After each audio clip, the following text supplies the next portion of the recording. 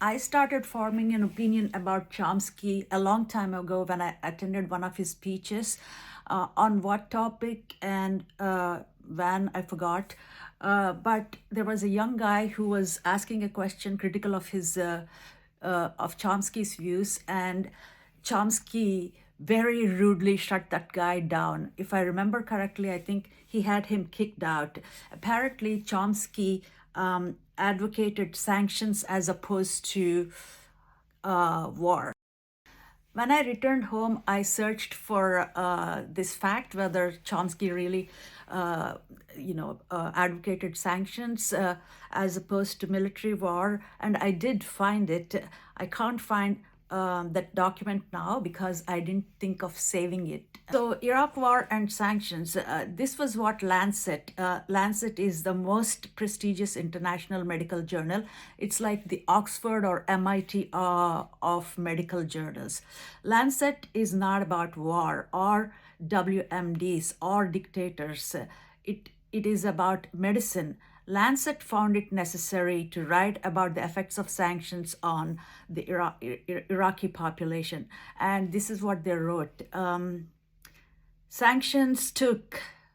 We found significant causal association between sanctions and increased mortality. Some sanctions took an annual death toll of 564,258, over 500,000 deaths, similar to the global military mortality associated with armed conflict. I think Chomsky did that so that he could appeal to his liberal followers to look like he was anti-war, and yet for conducting war through sanctions. Chomsky is a high intellectual, that's for sure. So in order to expose him, his politics takes more than average depths of knowledge on these things. The thing about sanctions is easy to understand. The points of criticism on his other views requires a lot more understanding and depth. Because of this, that he often criticized sanctions, but also, so there are a lot of places he also criticized sanctions, but to me, one instance of advocating sanctions is enough. Because of this, that he often criticized sanctions, but also at least one time he did not. In order to criticize Chomsky, one has to look at his overall ideology, overall politics, his main talking points.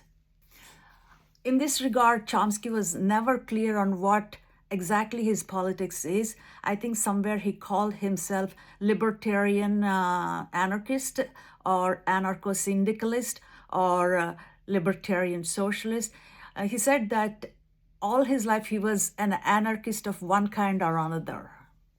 I don't claim to be theoretically knowledgeable, but I still can make a few points that are within the realm of my knowledge, things that I observed myself.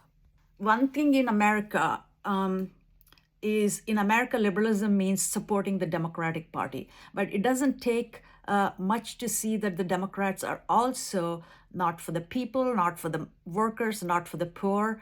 I said in the previous video that on Iran, all the parties and all the presidents, they had the same aim.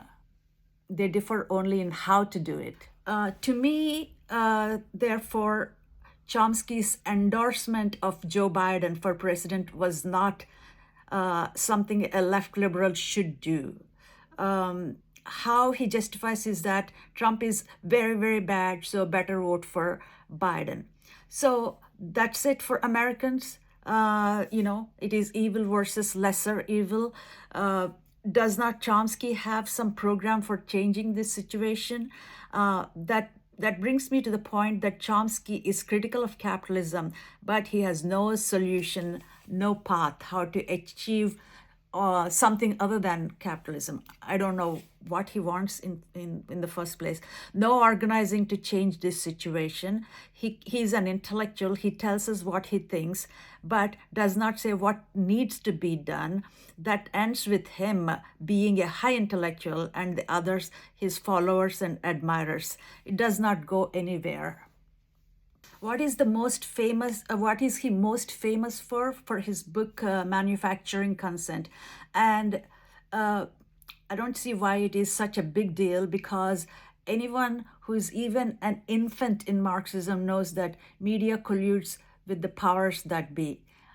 Speaking of Marxism, both anarchism and Marxism want to replace capitalist rule with some sort of rule by the people or for the people. Yet Chomsky admits to have read nothing on Marxism, yet he has very strong views on it. He's against that. I'll stop here. One last thing. World Social Forum, WSF. Its first conference was in 2001 in Brazil. All the who's who of the left liberals were invited. Chomsky was one of them. I think he was the star. Later, I happened to come across a booklet, The Economics and Politics of World Social Forum. It was published by RUPE, R-U-P-E, which is an acronym. I don't know what it stands for. RUPE India. Which explained very clearly who was behind the World Social Forum. It traced the motive to the militant protests in Seattle in 1999 against the World Trade, I think it's World Trade Organization. It was an effort to co-opt these young militants, anti-WTO people, and channel them into this acceptable protest. It was a shocking expose that the organizers thought of inviting Chomsky says something about his politics. And even the others who were speakers, it says something about their politics and whose side they really are on. By